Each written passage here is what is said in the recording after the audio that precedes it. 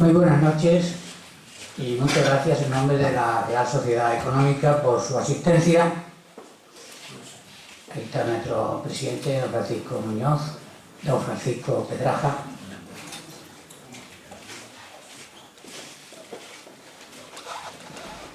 Francisco de Zurbarán en los archivos extremeños. Claro, presentar a alguien siempre tiene uno la duda de hasta dónde llega el conocimiento de los asistentes sobre la persona. Entonces yo me voy a permitir hacer dos cosas en unos minutos: presentar al conferenciante y contextualizar el tema.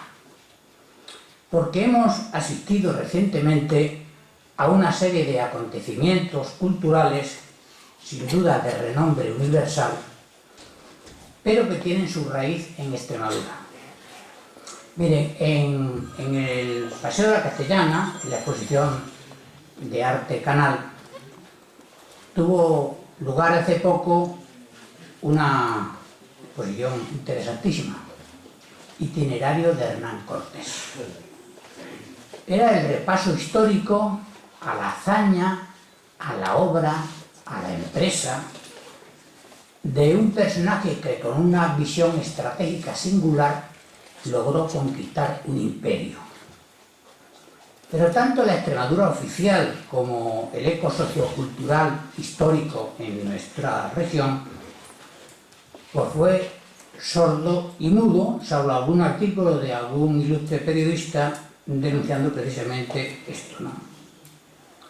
Junto a ese hecho, también hace poco ha tenido lugar la celebración del 5º centenario del descubrimiento de la mayor masa de agua del planeta, por obra del jerezano Vasco Núñez de Balboa, hombre de una entereza singular que desarrolló contra todas las dificultades una empresa en la que se dejó media vida y al final la vida entera cuando le cortaron la cabeza, y que frente a esas armadas, esos galeones llenos de gente, de miles de personas, este personaje va solo al Nuevo Mundo con una espada y un perro.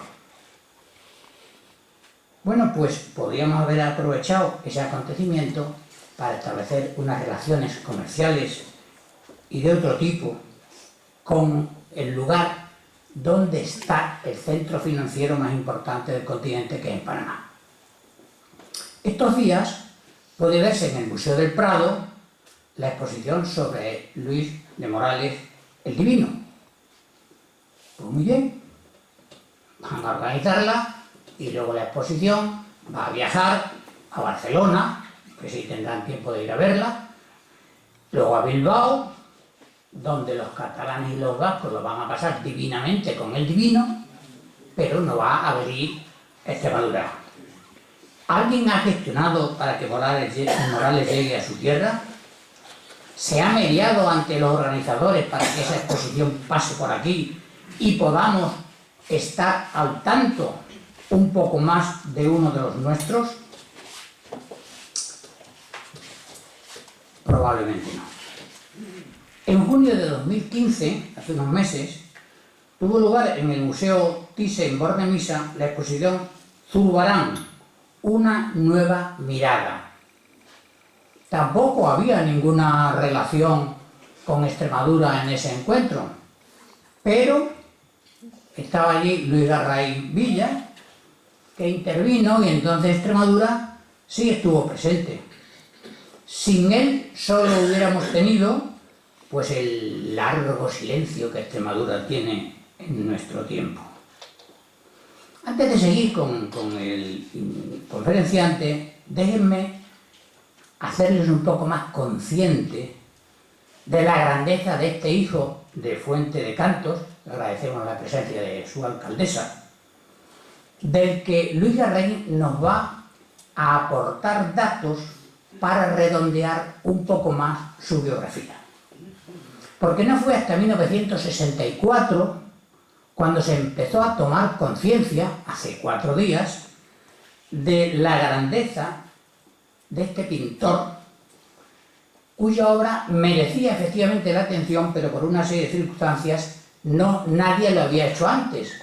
Aunque sí es verdad que María Zambrano, la gran filósofa y ensayista, se había ocupado de él con anterioridad, seguramente porque había nacido el padre de María Zambrano en Segura de León, y también su abuelo, Diego Zambrano, que tenía allí una casa, cuyos estudios han sido minuciosamente y bien tratados por el doctor Andrés Oyola.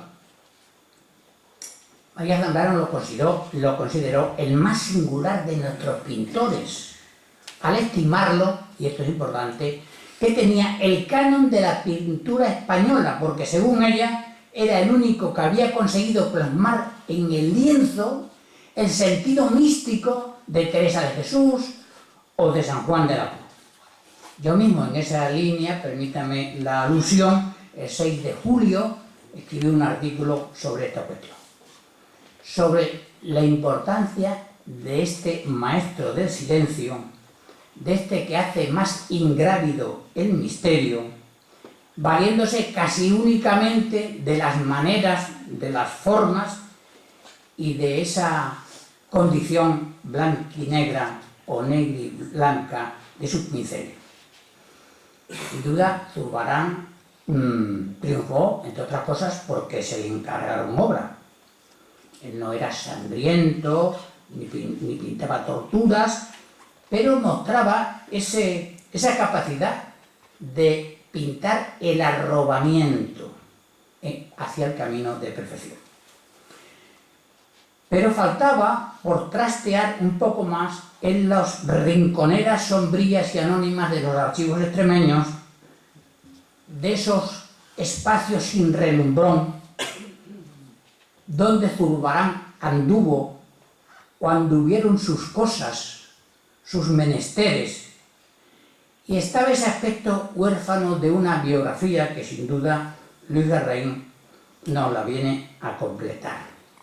Y esa es la importancia de la conferencia de esta noche, una aportación singular que es fruto de este cronista de Llerena, de cuya honestidad intelectual puedo dar fe, de este académico correspondiente de nuestra Real Academia de las Letras y de las Artes, de este investigador de temas extremeños y de temas de la conquista y colonización americana, que ha estado hasta hace unos meses como secretario de la Asociación de Cronistas de Extremadura, la que me honré en ser presidente, y puedo dar fe de lo que digo, de tal manera que lo que les traslado no es una información, sino un testimonio de mi persona, de su capacidad de trabajo y de su valía como investigador. Y hoy nos viene a regalar lo más importante de todo, que es el fruto de su tiempo, del tiempo que ha empleado en aclarar algunas cosas de este pintor de los frailes. Podríamos repetir aquello que decía Oscar Wilde: solo los sentidos curan el alma y el alma a los sentidos, y en ese sentido, aunque parezca redundancia, Zurbarán puso mucho a disposición de quien sepa entenderlo. La Real Sociedad Económica se complace y muestra su convicción de que efectivamente enseñando fomenta, y que la redención de una tierra como esta nuestra, que todavía permanece en los últimos niveles del desarrollo de las infraestructuras, esta Real Sociedad Económica, en su larga trayectoria y en la actualidad, sabe que solo el pensamiento cultivado, la educación, el fomento de la inteligencia puesta al servicio del progreso es la mayor revolución que puede hacerse para favorecer el desarrollo y la mejora de los ciudadanos. O sea que esto que decían los antiguos, la ciencia útil de la filosofía o del pensar, no es en absoluto útil. Por eso creer en lo nuestro y en nosotros es condición sine qua non para saber que es imprescindible ese conocimiento. Zurbarán, evidentemente, es uno de los nuestros y hay que conocerlo, hay que saber de él, y para eso está aquí esta noche alguien también de los nuestros, de nuestro tiempo, Luis Garrey, que tiene ya la palabra. Gracias.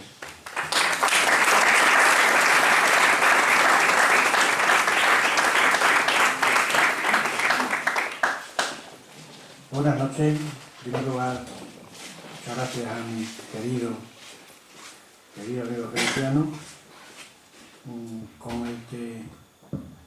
Sí, vale. Bien, se oye bien, sí. Con el que desde hace ya muchos años, desde que me nombraron cronista de Llerena, pues tuve una relación de amistad y muy afectiva con él siempre. Y bueno, es para mí un honor haber sido invitado por la Real Sociedad Económica Extremeña de Amigos del País para impartir esta conferencia aquí en Badajoz cuando está a punto de cumplirse el bicentenario de su fundación.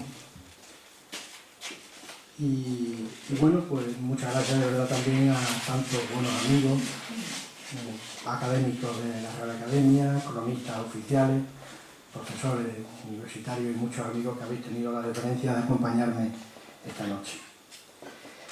En primer lugar, creo que es una obligación moral mía pues dejar constancia que gracias a mi familia pues me puedo dedicar a la historia porque han sabido aguantarme y han sabido privarse de mí y yo también de ellos por dedicar todo ese tiempo a leer y a investigar sobre Llerena y bien, sobre los personajes de aquella época.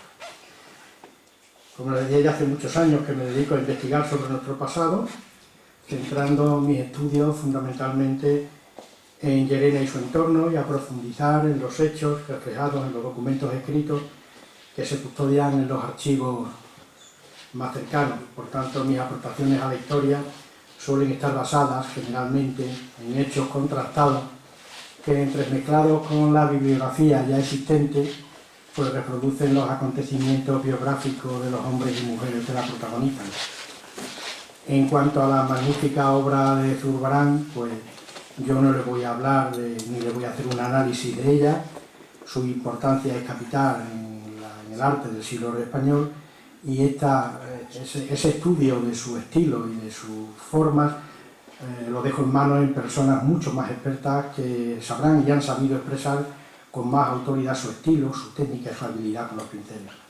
Buena prueba de ello, como ya comentó antes Feliciano, la hemos tenido recientemente, primero en una jornada sobre Zurbarán que se celebró el pasado 23 de junio en el Museo Thyssen-Bornemisza de Madrid, y que hubo una jornada dedicada al pintor en la que tuve la suerte de que me invitaran a participar y bueno, pues asistieron los historiadores del arte pues, más importantes y más prestigiosos en la pintura del siglo español, como Odile Lenda, la profesora francesa, o Enrique Valdivieso, el director de la National Gallery, o Benito Navarrete, incluso el pintor Antonio López también estuvo allí presente.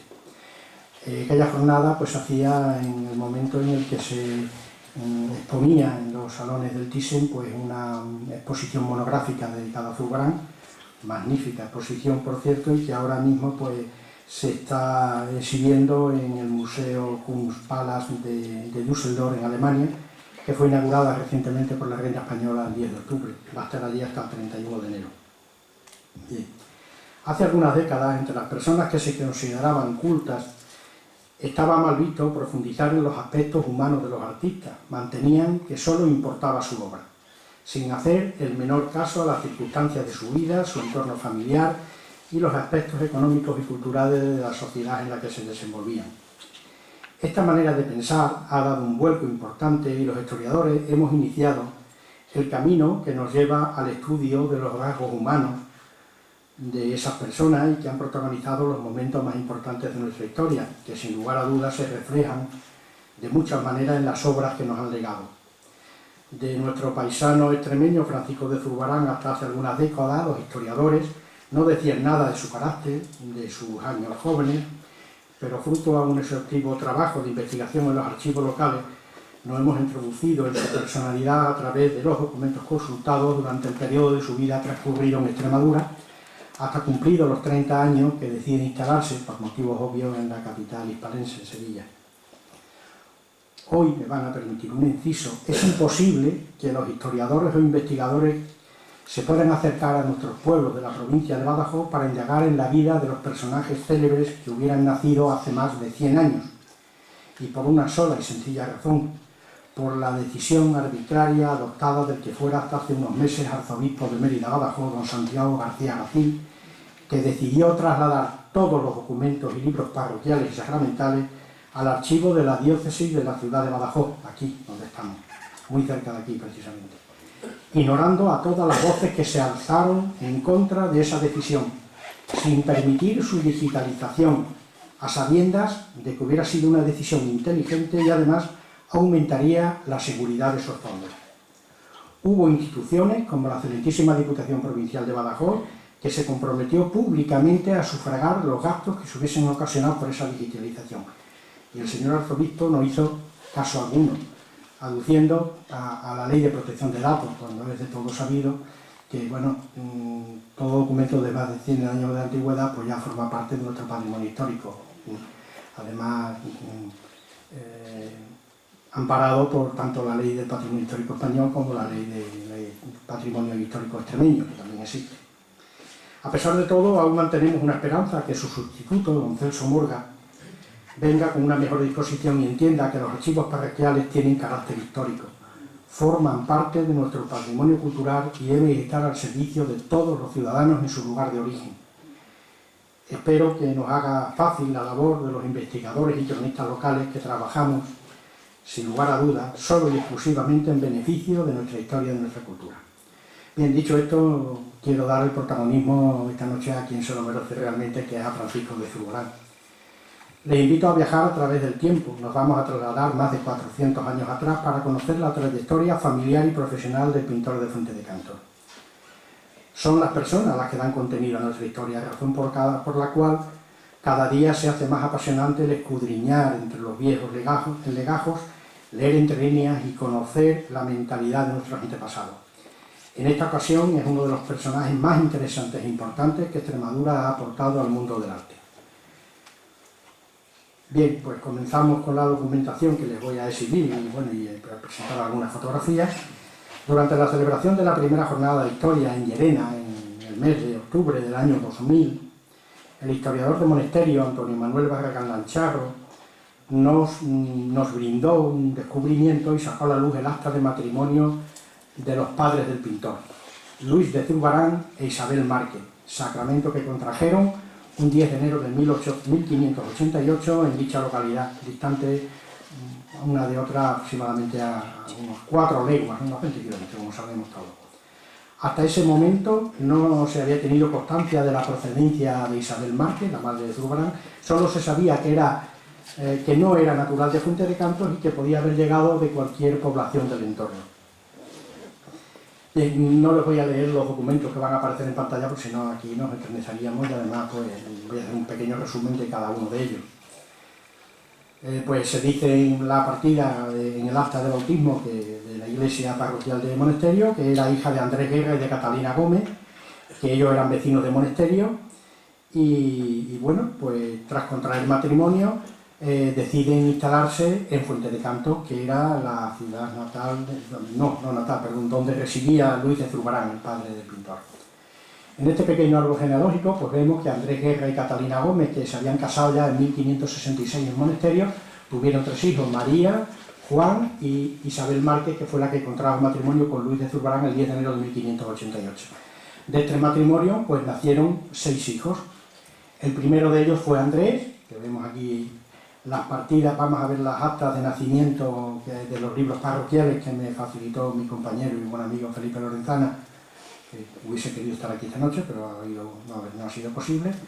Le siguió Luis en 1590, después María en el 93, Cristóbal en el 95 y Agustín en el 97, el quinto hijo. El sexto fue Francisco de Zurbarán, que luego ya llegaremos a él. Bien, la abuela de Zurbarán pues, tuvo bastantes relaciones precisamente con Benito Arias Montano, en el tiempo que residió en Monesterio, lugar que visitó Benito Arias Montano cuando incluso estuvo residiendo en Llerena durante alguna época. Bien, hasta hace poco tiempo se decía que Luis de Zurbarán era natural y vecino de Fuente de Cantos, aseveración que quedó contradicha cuando localicé un interesante documento en el Archivo General de Simancas sobre el repartimiento de las alcabalas de la población.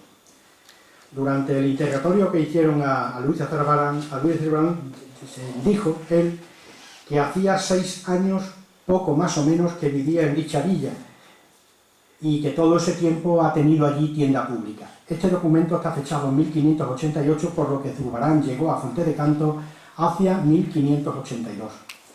Lo que no ofrece duda alguna es que el padre de Luis de Zurbarán, llamado Agustín, procedía de Bilbao, como ya quedó documentado por la señora María Luisa Caturla en una obra que publicó la profesora Odile Lenda en el año 94, editada por el Instituto Wildenstein de París. Luis era propietario de una tienda en la plaza pública de Fuente de Cantos, en la que se vendía pues, lencería, especias, colonias y todos los artículos habituales que se vendían en las tiendas.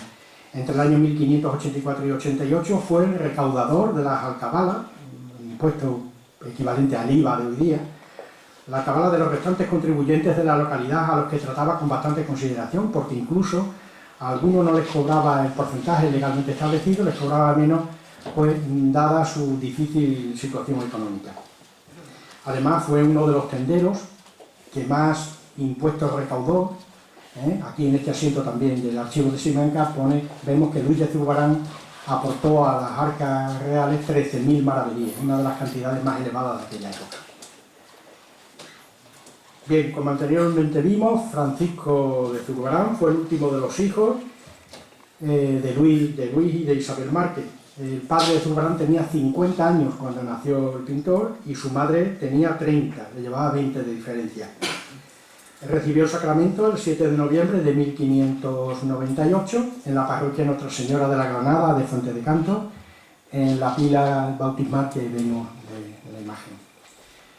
El acta de bautismo fue descubierta en el año 1900, fue publicada por primera vez en el año 1911 por don José Cascales y Muñoz, considerado en aquella época como cronista de Extremadura, y bueno, pues literalmente el acta dice: en la villa de Fuente de Cantos, a 7 días del mes de noviembre de 1598, el señor Diego Martínez Montes, cura de dicha iglesia, bautizó un hijo de Luis de Zurbarán y de su mujer Isabel Márquez, y fueron padrinos Pedro García del Corro, un personaje muy interesante de allí de Fuente de Cantos, con prestigio, y la partera fue María Domínguez, la partera que asistió al parto, que luego también hablaremos de ella, a la cual se les exhortó el parentesco y la obligación que tienen, y se llamó Francisco.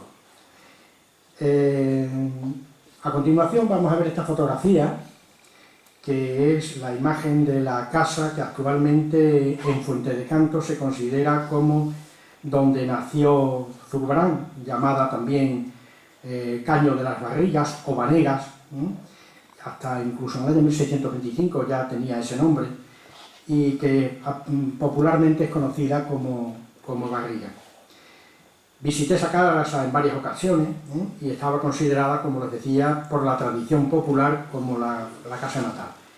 Fue comprada por el Ayuntamiento de Fuente de Cantos a un comerciante catalán llamado Jaime Ferrer en el año 1971, siendo alcalde entonces el maestro Juan Antonio Varías, por el precio de 30.000 pesetas, para convertirla en un museo o exposición permanente de documentos relacionados con Zurbarán.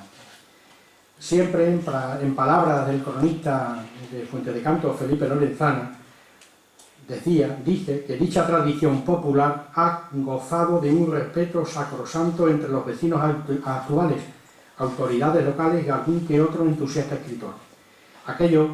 Esos escritores que también opinaban que Zurbarán pertenecía a una familia de labradores humildes, que era un pastorcillo que pintaba en piedras y en troncos de árboles, o que había matado a 2 personas, una en Fuente de Cantos y otra en Madrid. También dijeron que estuvo involucrado con un problema con el Tribunal del Santo Oficio de la Inquisición de Llerena, y que Zurbarán había huido a Portugal. Eso, por supuesto, es todo el producto de la imaginación de quien escribió aquello, porque no tiene absolutamente ninguna realidad. Yo personalmente me niego a asumir que esa casa sea en la que nació Zurbarán y coincido con la opinión de otros autores, como por ejemplo el historiador don Antonio Manzano María, que era natural de Bienvenida, y que en un artículo publicado en la Revista de Estudios Extremeños en el año 1947, titulado Aportación a la biografía de Zurbarán, nuevos y curiosos documentos, ya apuntaba bajo su criterio cuál era la casa del pintor. Decía que la casa estaba situada en la plaza pública haciendo esquina a la calle Llerena, esa tampoco era. También María Luisa Caturla fue la mayor historiadora que ha habido de Zurbarán antes que la profesora Odilde Lenda, con precisión y fundadas dudas en torno a la ubicación actual de la citada casa, decía que la casa que vio nacer al gran pintor extremeño no es la que hubiéramos deseado para él. Pobre casita encalada que enseñan al viajero. El padre de Francisco, Luis de Zurbarán, moraba con lo suyo en casas propias y muy principales de Fuente de Canto.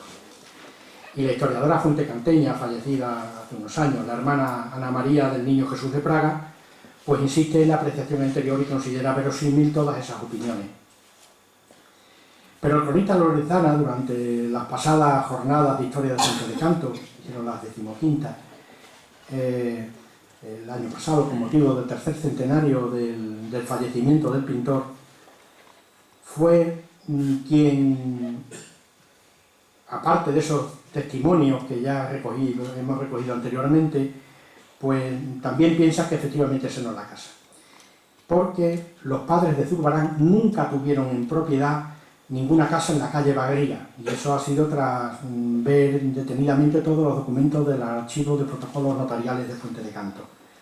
Aunque sí parece cierto que algunas de las parteras que a finales del siglo XVI vivían en la calle Bagriga, y por eso es por lo que pensaron que Zurbarán podía haber nacido en la calle Barriga, porque allí vivían las parteras, cuando habitualmente es conocido por todos que las parturientas parían en su casa y quien asistía a la parturienta era la matrona que iba a la casa de todos. Ha sido de siempre así. Para mayor abundamiento, con motivo de mis investigaciones en el archivo de Simancas, localicé un padrón fechado el 21 de julio de 1588, donde aparecen todos los vecinos de Fuente de Canto, calle por calle. Luis de Zurbarán residía en la calle de la Misericordia. Bueno, eso es una fotografía del interior de la casa esta en Fuente de Canto, que actualmente es un centro de interpretación. Y en esta casa, que es situada en la calle Misericordia, haciendo esquina a la calle Martínez, que vemos en la fotografía, es donde nacieron todos sus hijos. Y existen datos contrastados que nos indican que en 1608 seguía residiendo la familia al completo en mencionada casa. Además, en el archivo de protocolos notariales de Fuente de Canto, el cronista Lorenzana pues, ha localizado algunos documentos en los que el padre de Zurbarán compraba algunas casas en las traseras de estas para ampliarlas. Y evidentemente pues, el mayor tendero, digamos, de Fuente de Canto, pues lógicamente tenía que tener una casa adecuada a su posición social. Poco sabemos de la infancia y juventud de Zurbarán en Fuente de Canto. Lo que sí está justificado es que su padre, Luis de Zurbarán, concertó con el pintor de imaginería Pedro Díaz de Villanueva, residente en Sevilla, que su hijo Francisco, con 16 años cumplidos, aprendiera el oficio de pintor durante 3 años en la capital hispalense. Del maestro elegido se dice que fue un pintor mediocre, señalado como un pintor de imaginería. Pedro Díaz era hermano del ensamblador y escultor Jerónimo Velázquez, que junto a Zurbarán trazaron el retablo de la iglesia de Nuestra Señora de la Granada en el año 1636, al que luego me referiré. El descubrimiento del contrato de aprendizaje del pintor fue publicado también por Cascales y Muñoz, en la revista de Extremadura, en el año 1911. Una vez concluido su tiempo de enseñanza, se instaló en la villa llenense, en la que, como anteriormente dije, se daban las circunstancias sociales y económicas necesarias para tener un porvenir algo más halagüeño que en su villa natal. También podía haber seguido en Sevilla, pero a las orillas de Guadalquivir la competencia y la estabilidad de otros pintores consagrados pues le hacía muy difícil su supervivencia. Llerena presentaba unas expectativas de trabajo más interesantes y, al ser un centro artístico y la ciudad de servicios más importantes de la zona, pues decidió trasladarse allí. En aquella época, pues, el profesor, bueno, el historiador, bueno, el bibliógrafo, don Antonio Rodríguez Moñino, la llamó la pequeña Atenas de Extremadura. Su actividad económica y artística prometía una cierta estabilidad y un amplio mercado. porque tenía su sede en ella el Tribunal del Santo Oficio de la Inquisición desde su fundación. Era el tercer tribunal más amplio en cuanto a jurisdicción de los existentes en España. Allí residía el gobernador de la provincia de León en Extremadura, estaba la sede de los priores de la Orden de San Marcos de León, la recaudación de rentas de la corona y de la mesa maestral. Contaba con 2 parroquias y 8 conventos, 4 de monjas y 4 de frailes. La población de Llerena a finales del siglo XVI, según los censos que localizan en Simancas, rondaba casi los 10.000 habitantes. Solo era superada en toda Extremadura por Badajoz, por esta ciudad con algo más de 200 vecinos. Nuestro personaje se instaló en Llerena en 1617 y rápidamente debió introducirse en los círculos más cultos de la ciudad. Damos por seguro que entabló relaciones inmediatas con los artistas que trabajaban en Llerena en aquella época, el entallador Luis Hernández, los plateros Luis Herrera Villalobos o Diego Jiménez o Alonso Pérez Noble, los escultores andaluces que se aproximaban a Llerena para conseguir algunos contratos, como Juan Bautista Vázquez el Viejo, y que posteriormente se asentaría y se casaría en Llerena, o Juan de Oviedo de la Bandera, o incluso Juan Martínez Montañé, que nos dejó esa impresionante escultura de San Jerónimo y que se conserva en el Museo del Convento de Santa Clara de Llerena. Pero es de suponer que Francisco no se sintió forastero en Llerena. Aparte de su proximidad a ambas poblaciones, residía allí un viejo conocido de su familia, que era don Antonio Núñez Ramírez, el receptor de las alcábaras de rentas reales en Fuente de Canto, y que fue el padre de la poetisa lleranense Catalina Clara Ramírez de Guzmán. El padre del pintor, Luis de Zurbarán, mantuvo con él durante mucho tiempo una estrecha relación y aparecen en varios documentos suscritos por ambos. Seguro que le sirvió de introductor en Llerena, haciéndole más llevadero allí sus primeros días. Al llegar a la entonces villa lleranense, conoció enseguida a María Páez, una joven 9 años mayor que Zurbarán, y que fue bautizada en la iglesia de la Granada el 17 de diciembre de 1589. Era hija de María Jiménez Siliceo y de Bartolomé Páez, zapatero de profesión y representante del gremio de los zapateros de Llerena, integrado en aquella época por 58 artesanos del calzado. Su acta de nacimiento fue descubierta por Arturo Gazul y fue publicada por María Luisa Cazurla en la revista del Archivo Español de Arte. Bartolomé estaba también muy relacionado. Prueba de ello es que el padrino de Bartolomé Páez Zapatero estaba bien relacionado, porque el padrino del nacimiento de su hija fue Francisco de Córdoba de Mendoza, que era hermano del licenciado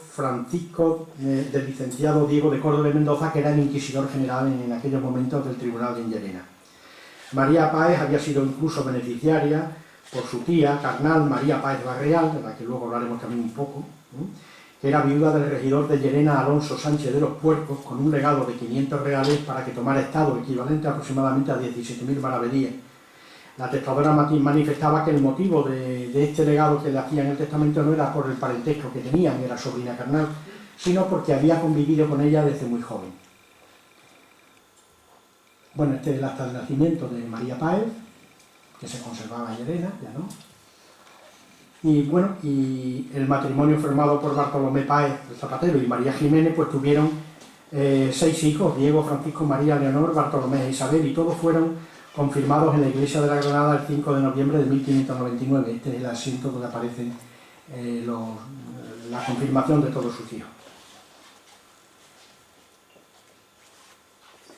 Ahora, tras el estudio detallado de la familia de Zurbarán, pues podemos llegar a una conclusión muy interesante, que es la relación que la mujer de Zurbarán tuvo con las familias judeoconversas de Llerena de aquella época.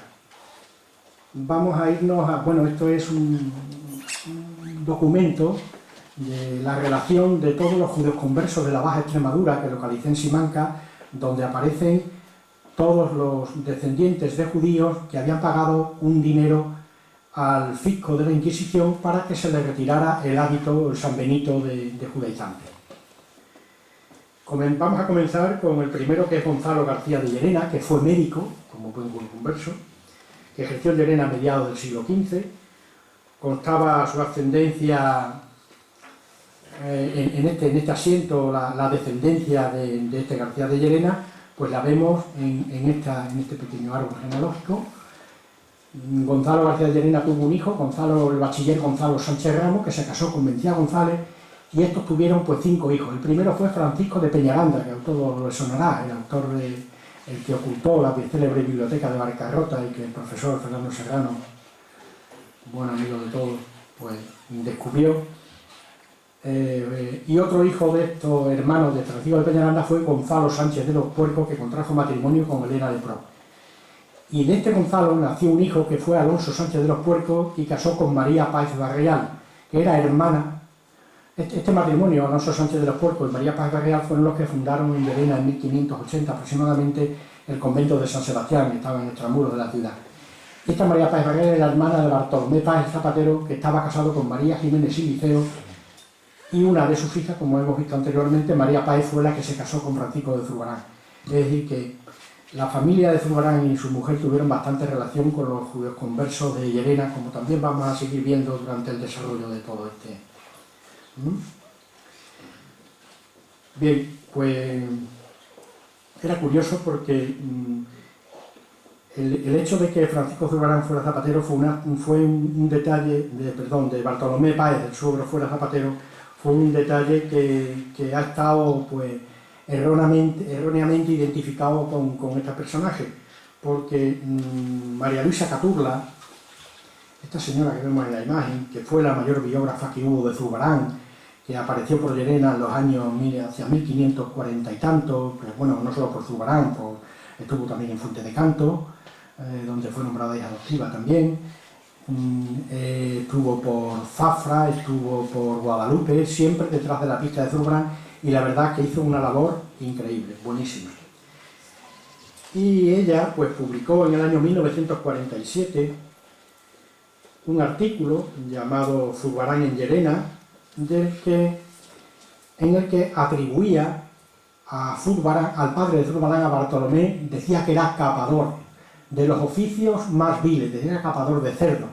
Y eso es un error al que llegó porque vio uno de los documentos del archivo de protocolos notariales de Llerena que la palabra capador ella la había identificado porque leyó la abreviatura de zapatero, que era la C con la cedilla y la abreviatura, entonces confundió zapatero con capador. Bien, fue un error de transcripción. Después había un libro, bueno, existe un libro en el archivo histórico de Llerena, el archivo municipal, en el que es el libro de la Hermandad de la Vera Cruz, en el que aparecen algunas lagunas en ese libro. La primera laguna es un cuadernillo completo que va de 1570 a 1586. Falta completo. Y es precisamente en esa época, en 1580, cuando el Bartolomé Páez entra como hermano de esa hermandad. Hay otra laguna en ese libro que va desde 1617 a 1630, justo el tiempo en el que Zurbarán reside en Llerena. Allí, bueno, pues aparecería en ese librillo, en ese cuadernillo del tomo, que la entrada como hermano también del cuñado de Zurbarán, Francisco Páez, que fue en 1620. Bien, estos dos detalles están publicados por la señora Caturla y bueno, yo me atrevería a decir que se los llevó ella, porque luego publicó otro artículo en la revista Archivo Español de Arte, en el número 80, el título del libro dice Zurbarán en Llerena, bodas y obras juveniles, en la que dice literalmente: he conseguido traer del viaje algunos documentos referentes a la joven y malograda María Páez. Eso de que he conseguido traer del viaje, ¿qué quiere decir? Porque se llevó los documentos. Así de claro, porque eso lo escribe ya en Madrid, y he conseguido traer que ha llevado a Madrid, ¿no? Además dice, cuando hube de abandonar Extremadura, porque bien, es decir, que eso lo llevó y eso no volvió jamás. Después, había en Llerena también, existía en el archivo municipal, este libro, en la relación de los propios privilegios, ejecutorias o campanas, portazos de la dehesa y tal, bueno, como pone el libro. Bueno, pues este libro tampoco está actualmente en nuestro archivo.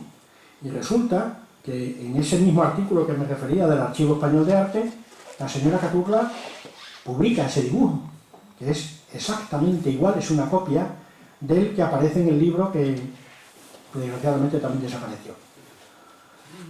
Y bueno, ustedes dirán, bueno, ese libro ha desaparecido porque tiene... Esto es una fotografía de la portada del libro, pues se dio la circunstancia que hace unos años publiqué un artículo con la profesora Odile de Lenda en la revista La Gacette de Bellas Artes de París, y lo firmamos los dos, el artículo, y cuando me manda las pruebas, pues aparece la fotografía esta, y la llamo inmediatamente y digo, oye, ¿y esa foto?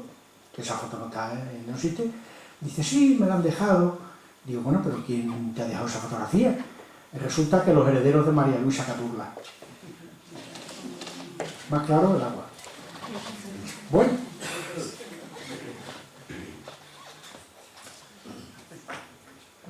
Bien, no cabe duda de que, bueno, eso lo saco ella de allí, eso está claro.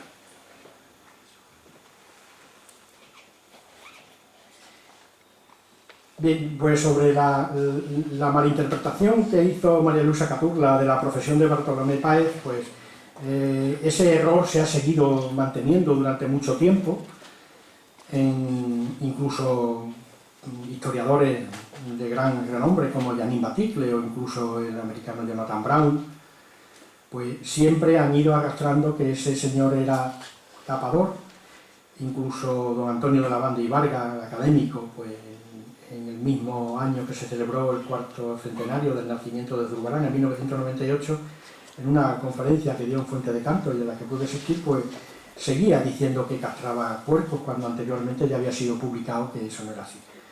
Bien, ¿cómo se deshace ese entuerto? Bueno, pues con los documentos de los archivos.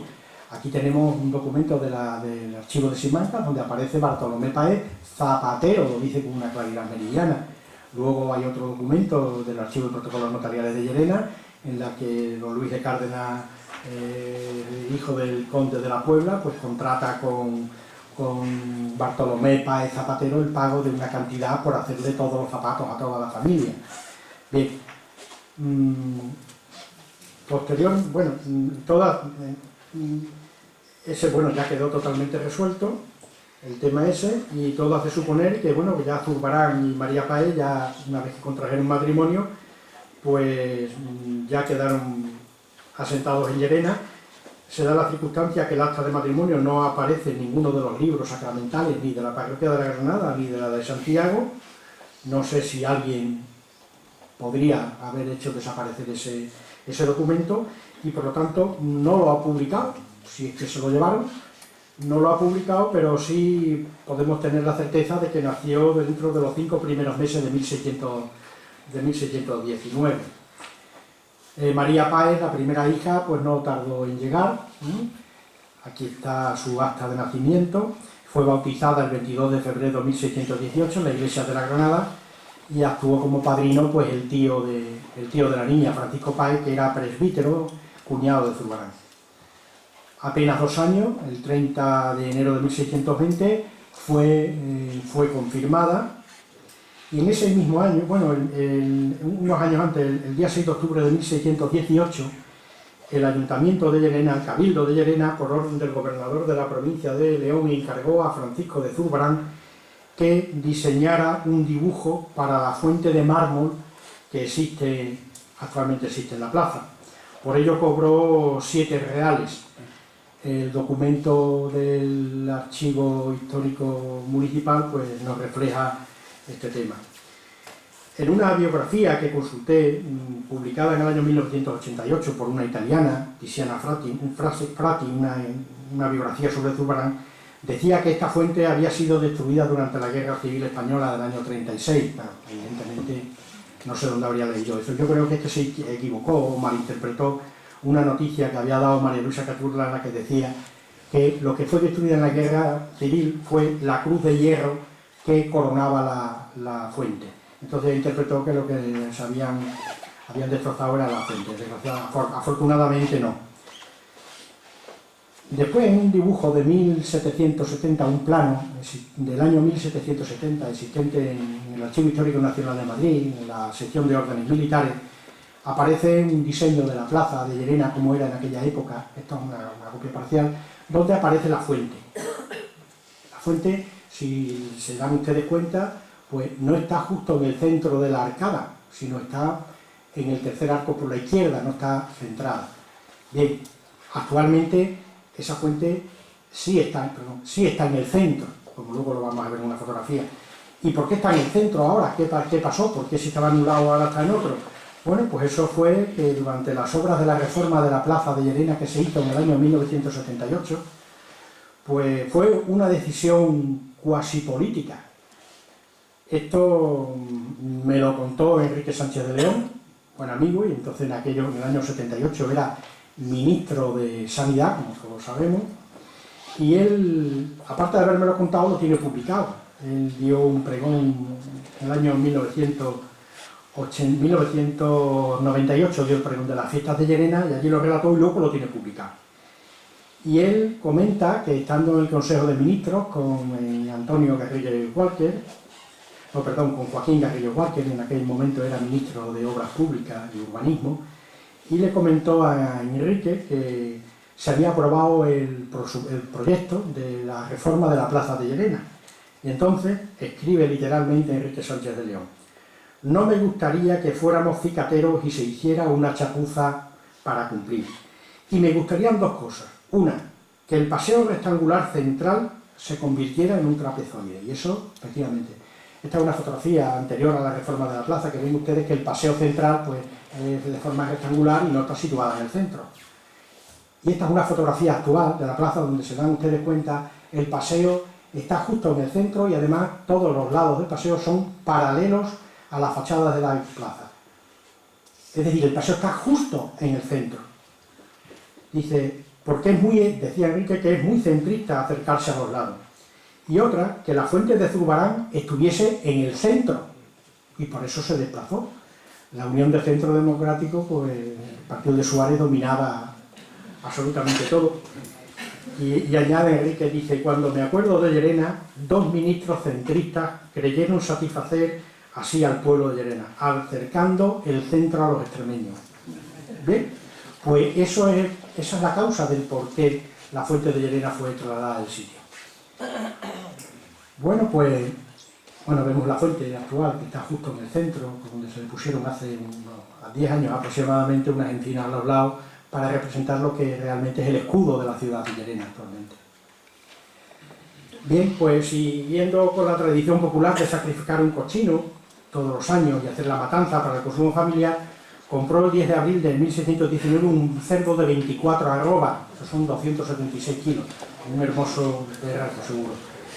Se lo vendió a Antonio Núñez Ramírez, aquel personaje que hemos hablado de Fuente de Canto, que era también de origen judeo-converso. Y pues Zurbarán firmó un documento ante notario para la compra de ese cochino. Y aquí está el documento firmado con la firma de Zurbarán.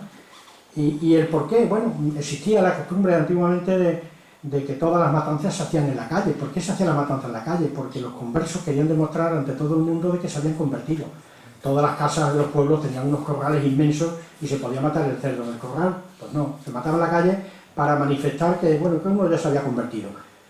¿Y por qué Zurbarán hace un contrato ante notario para comprar un cerdo? Tampoco era necesario, ¿no? Hombre, hoy día no se hace, ¿no? Y aquí tenemos un notario que sabe que pocos documentos de eso se hacen. Bien, yo creo que Zurbarán estaba un poco asustado también por esa historia, porque en aquella época, teniendo el tribunal incluso del Santo Oficio de la Inquisición en Llerena, las cosas se miraban con mucha lupa. Bien, las relaciones de Francisco de Zurbarán con su familia política, fueron de absoluta normalidad. Participó en asuntos económicos y familiares con su asesoramiento. A principios de su carrera artística es posible que su situación económica no fuera muy boyante. Seguro que recibió alguna pequeña ayuda de su suegra María Jiménez, que ya se encontraba viuda, al cobrar 6 ducados, una cantidad muy importante, por la venta de una finca al sitio de las Cardosas, ahí en Llerena. Al formalizarse el contrato de venta, que se otorgó el 9 de septiembre de 1619, Zurbarán estuvo presente en ese acto y firmó como testigo, no firmó el documento. Aquí vemos, bueno, que en la lectura pues aparece como Francisco de Zurbarán como testigo en el otorgamiento de la escritura. Este documento se conserva también en el archivo histórico de Llerena. Después, poco a poco, ya se iba haciendo notar en los círculos llerenenses, y el 5 de noviembre de 1619 el ayuntamiento le vuelve a hacer un encargo. mejor pagado que el diseño de la fuente, evidentemente cobró 77 reales, tampoco no mucho. Y en esta ocasión se le pidió que pintara a Nuestra Señora, un cuadro de Nuestra Señora para la Puerta de Villagarcía. La Puerta de Villagarcía era una de las entradas a Llerena. Esta puerta fue recaudada por don Alonso de Cárdenas, el maestre de la Orden de Santiago, a finales del siglo XV.